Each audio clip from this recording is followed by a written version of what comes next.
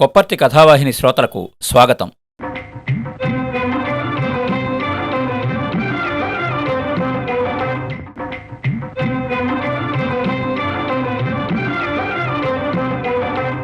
సాహిత్యాభిమానులకి నమస్కారం. శారదగా ప్రసిద్ధుడైన రచయిత ఎస్ నటరాజన్ గురించి. ఇది నటరాజన్ గారి శతజయంతి సంవత్సరం. శారదగా ప్రసిద్ధుడైన రచయిత ఎస్ నటరాజన్ తమిళనాట పుట్టి తెలుగు కథకుడుగా ఖ్యాతిగాంచారు. నటరాజన్ పూర్తి పేరు సుబ్రహ్మణ్యయ్యర్ నటరాజన్. 1925లో పుదుక్కోటలో నటరాజన్ జన్మించారు. భాగీరథి సుబ్రహ్మణ్యయ్యర్ దంపతులకు కలిగిన 4 సంతానంలో నటరాజన్ చివరివారు. 2 ఏళ్ల వయసులోనే తల్లిని కోల్పోయారు. 12 ఏళ్ల వయస్సు వరకు మద్రాసులో తమిళంలో 7వ తరగతి వరకు చదివారు. తిండికి గడవడం కష్టమైన పరిస్థితుల్లో నటరాజన్ 1937లో తండ్రితో కలిసి తెనాలి చేరారు. తెనాలి వీధిబడిలో తెలుగులో 3వ తరగతి వరకు చదివారు. తొలుత చిన్నబాబుగారి హోటల్లో, ఆ తర్వాత అనేక హోటళ్లలో సరుకు మాస్టర్, వంట మాస్టర్గా పనిచేశారు. 1955 ఆగస్టు 17వ తేదీ రాత్రి తీవ్రంగా వచ్చిన మూర్ఛతో తెనాలిలో మరణించారు. నటరాజన్ భార్య అన్నపూర్ణ. వీరికి 2 కుమారులు, 1 కుమార్తె. నటరాజన్కి పుస్తక పఠనం ఒక గొప్ప అలవాటు. పనిచేస్తూ ఒక చేత అట్లకాడ, మరో చేత పుస్తకం పట్టుకుని చదువుతుండేవారు. తెనాలి గ్రంథాలయాల్లోనూ, పుస్తక దుకాణాల వద్ద, తెలిసిన మిత్రుల వద్ద పుస్తకాలు సేకరించి చదివేవారు. హోటల్ పని పోయినప్పుడు సొంతంగా కళాయి పెట్టి గారెలు, పునుగులు వేసి అమ్మేవారు. తెనాలి పాత బస్టాండ్ రణరంగ చౌక్ వద్ద పత్రికలు, మజ్జిగ అమ్మి పొట్టపోసుకున్న రోజులున్నాయి. దుర్భర దారిద్ర్యాన్ని అనుభవించారు.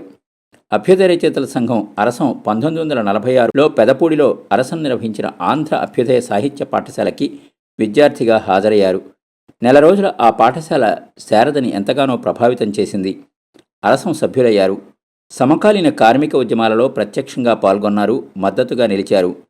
భారత కమ్యూనిస్టు పార్టీలో సభ్యులయ్యారు. నటరాజన్ మిత్రులతో కలిసి ప్రజావాణి చేతిరాత పత్రికను నడిపించారు. చంద్రిక మాసపత్రిక ఒకే ఒక సంచిక విడుదలయ్యి ఆగిపోయింది. ప్రజాశక్తి దినపత్రికలో 1946లో నటరాజన్ పేరుతో ప్రపంచానికి జబ్బు చేసింది అనే తొలి కథ అచ్చయింది. జ్యోతి పక్షపత్రిక 1948 జనవరి సంచికలో శారద పేరుతో తొలి కథ గొప్పవాడి భార్య అచ్చయింది. గంధర్వుడు, శక్తి పేర్లతో కూడా రచనలు చేశారు. అయినా శారదగానే ప్రసిద్ధి చెందారు. దాదాపు 10 సంవత్సరాలు నటరాజన్ రచయితగా జీవించారు. ఈ కాలంలో 100కు పైగా కథలు రాశారు. మరణానంతరం రక్తస్పర్శ, శారద కథల పేరుతో ప్రచురణ సంస్థలు కథా సంపుటాలను వెలువరించాయి. మంచి చెడు, అపస్వరాలు, ఏది సత్యం, సరళాదేవి హత్య, మహీపతి, అందాలదేవి తదితర నవలలు 60కు పైగా రాశారు. అందాలదేవి 2వ నెలలోనే ద్వితీయ ముద్రణ పొందింది.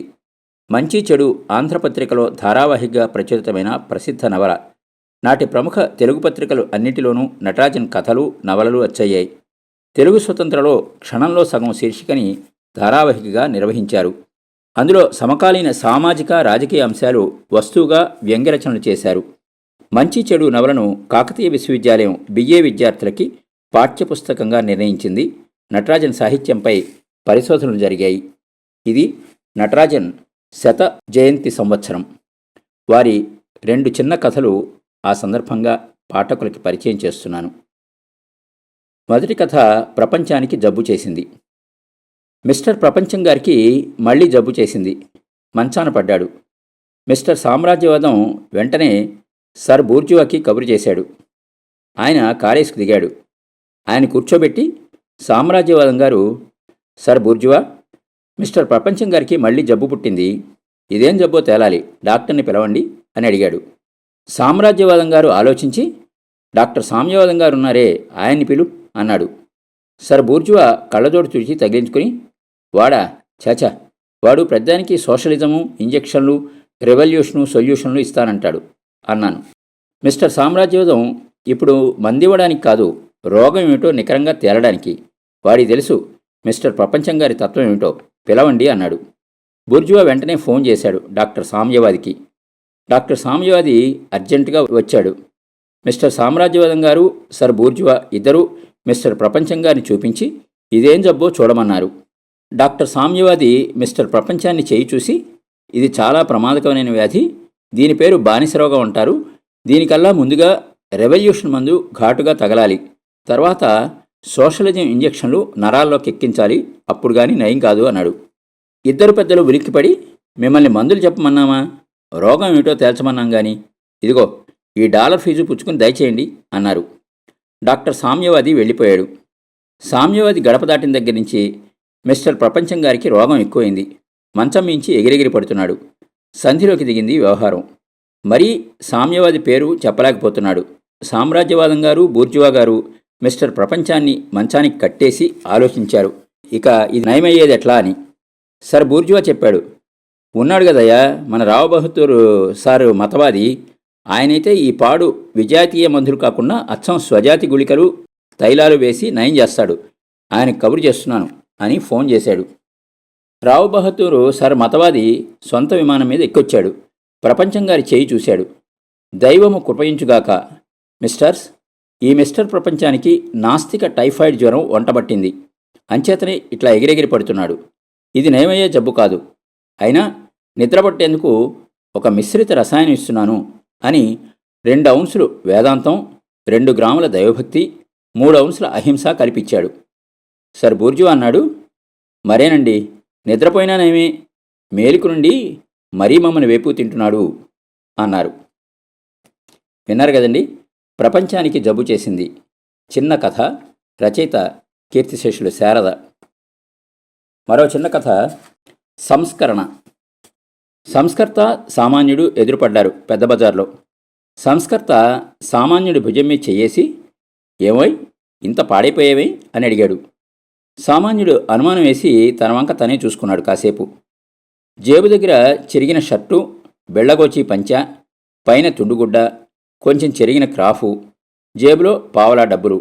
తనేమీ మారలేదే.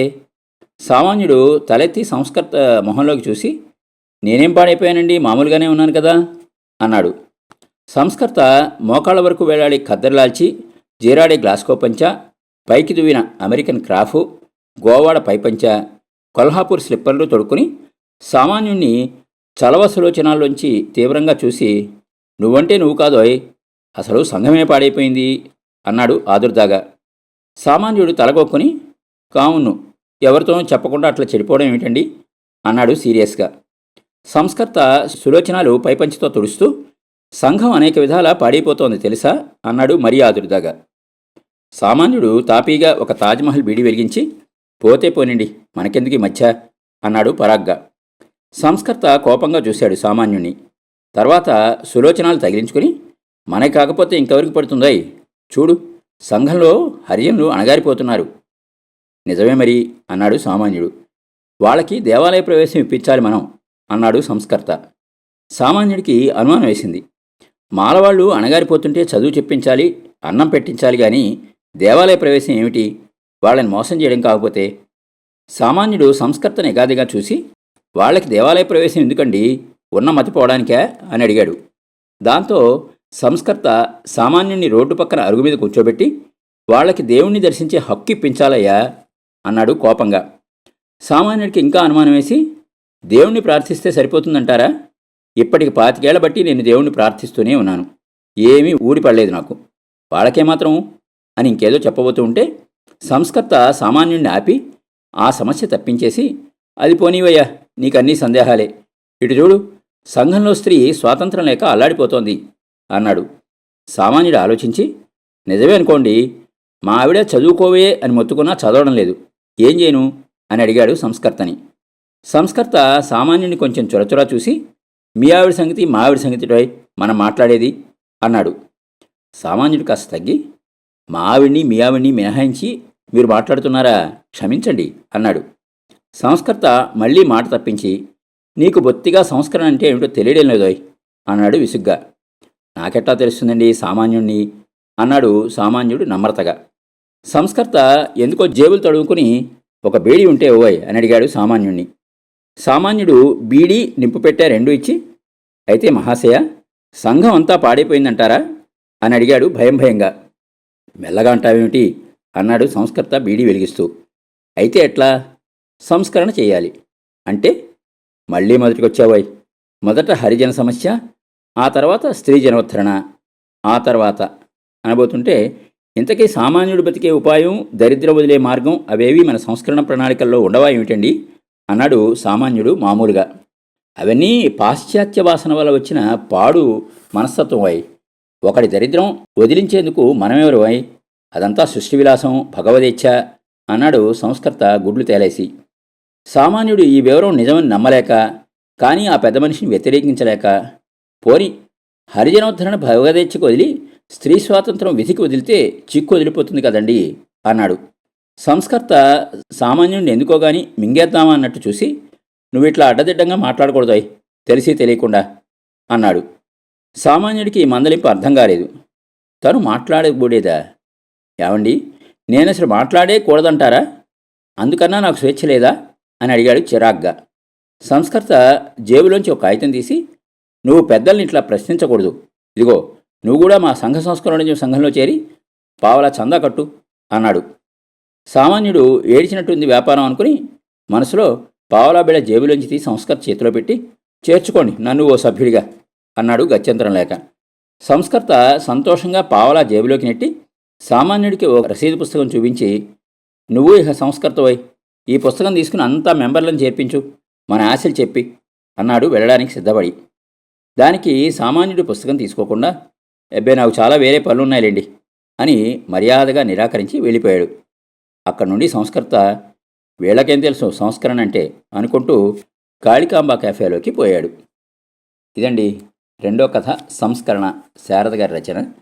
శారద పేరుతో రచనలు చేసిన సుబ్రహ్మణ్యం నటరాజన్ మాతృభాషగాని భాష మీద పట్టు సాధించి దిట్టమైన రచనలు చేశారు. రచయితగా జీవించిన 10 ఏళ్ల కాలంలో 100కు పైగా కథలు, 60 పైగా నవలలు రాశారు. వారి రచనలో నవరసాలు జాలువారాయి. శారద పుస్తకాలనే కాదు, సమాజాన్ని చదివారు. అంతేనా, ప్రపంచాన్ని చదివారు. చిరుప్రాయం నుండి జీవితాన్ని కాచి వడపోశారు. అందువలనే ఆయన రచనలు కథల్లాగా ఉండవు, ఎవరెవరి జీవితాల నుండో రాలిపడిన శకలాల్లా ఉంటాయి. శారద మనుషుల్ని ఎంతో దగ్గరగా పరిశీలించారు. మనుషుల తత్వాన్ని, దాని ఓసరవిలి స్వభావాన్ని నిజాయితీగా అక్షరీకరించారు. మంచి కథకుడుగా మన గుండెల్లో నిలిచిపోయారు.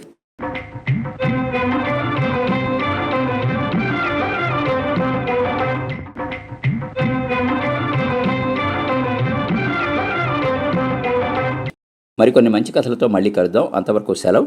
మీ కొప్పర్తి రాంబాబు, విశ్రాంతి ఉద్యోగి, ఇండియన్ బ్యాంక్, విజయవాడ.